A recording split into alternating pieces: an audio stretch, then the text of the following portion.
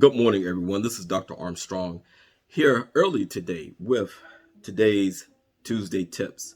If you're finding the videos to be beneficial to you, please like, subscribe, and share.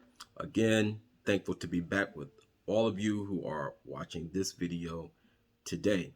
And I'm thankful to the organizations who broadcast this video as well. Today, we're going to speak of a few ways to conquer anxiety and depression. And the word, the action word that we're going to use is a derivative of that word, active. Active ways to conquer anxiety and depression. Um, Often when people are in a depressive state or an anxious state, they tend to have a behavior of complacency, thinking that the feeling or the emotion that it will just pass. And we find here in the behavioral health world, in the world of psychology, that is not the best way to be. Activity helps one get past their depressive and anxious states of being. Um, Living the best life that you can, in whatever emotional experience that you're having is a much better road to take than to allow yourself to just sit, be complacent, and do nothing. So activity is the operative word that we're looking at.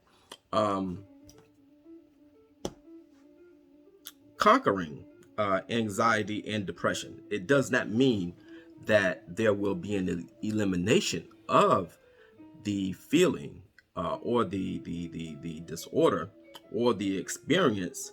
However, it will help get through the struggle. If one is depressed, I often teach them, hey, look, get out, do something, go somewhere different, do something different. It doesn't mean take a long journey or trip. It can just be going to a different park than what you're used to going to, a different restaurant than what you're used to going to. Anything that does not bring back the certain memory. Of course, we live in a world where we're going to always be around familiar settings. However, do something different, but be active in doing so. Okay?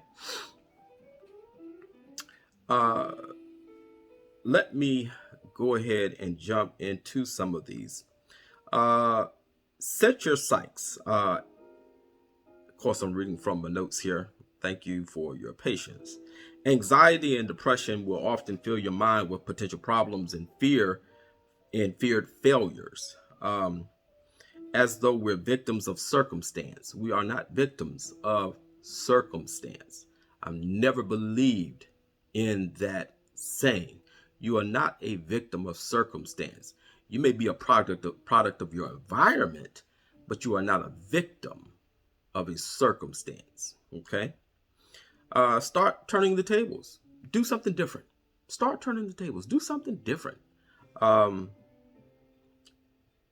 One thing I do in my personal life is in the morning, I think about what I have to do and I put forth the positive thoughts that go along with what I'm doing for the day. I don't wake up and grudge seeing clients. And trust me, it's not about the money. I don't wake up and grudge seeing or having to do assessments and progress notes. None of those things do I grudge. I wake up with a positivity. Now, if my day gets hectic, guess what? You have to condition your mind to rearrange what you're doing. It's just that simple. Wake up with positivity in your mind. If it's saying a meditative prayer, if it's doing an affirmation. Do something that brings positivity in the morning. It can have a better effect on your mental throughout the day, your mental stability, and even your physical stability throughout the day. So think positive, okay? Understand, number two, that there is a difference between worrying and problem solving. Worrying is a repetitive, unproductive, intrusive mode of thinking. That's what worrying is. In the church world, well, what they call the church world, they have a saying: if you're going to worry, don't pray. If you're going to pray, don't worry. Some things you have to leave in the hands of the Lord. Okay. But on the psychological part of it, the mental health part of this here, real problem solving, in contrast to a focused worry, is a better way of finding a solution. Sit down, look at what the problem is, find a way to solve it. Not look at the problem and worry about the problem. There's a stark difference. Okay. Find strength. When you find yourself hoping for an easy, problem-free day, shift your focus to how you'll respond. You know, we're in the public. You know, I'm in this setting as a therapist. People are out there in the general public, in doctor's offices, law offices, stores. You're going to encounter some people who are going to push those buttons. But you do know that nobody can control how you respond but you. Only you can control that. Okay? You know, I often hear this thing, oh, they made me do it. No, nobody made you do anything. It's how you responded. It's the action that you took in responding. Okay? Define what your best life is. You know, there is a saying going around, I'm living my best life. Well, what is that? You know, what is that? My best life is being around my family, having fun with my family and my children, and thank God I still have my mother with me and the rest of my family, enjoying with them. That's my best life.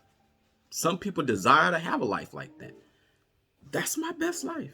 Participating in my church events and my fraternal events, the ones that I do participate in, that's me living my best life. If it's just going for a ride, I'm not a real complicated person. But define what your best life is and live it. Live it.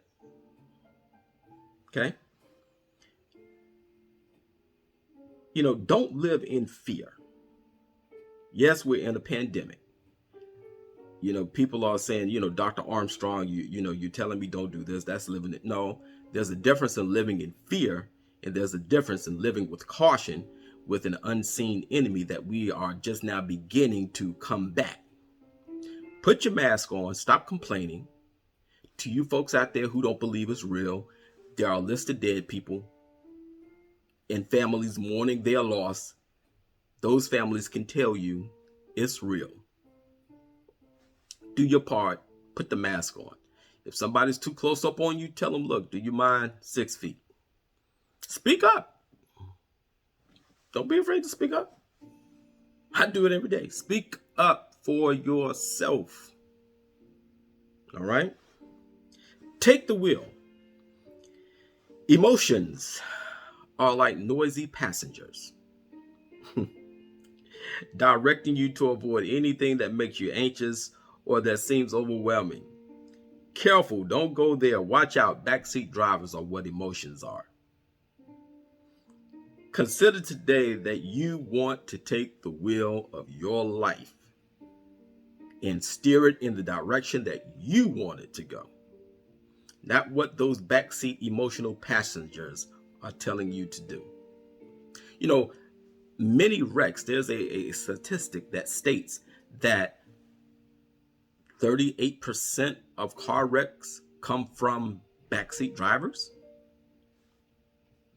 Because when the driver is in control and then there's this startling response from the passenger, backseat passenger or passenger, it can startle the driver, and then the driver loses control. Take the wheel. You're in control. Stay in control. All right? Love conquers fear. I know that I got to shorten this up. Love conquers fear. Love your life. Love yourself. Love God. Love the people around you.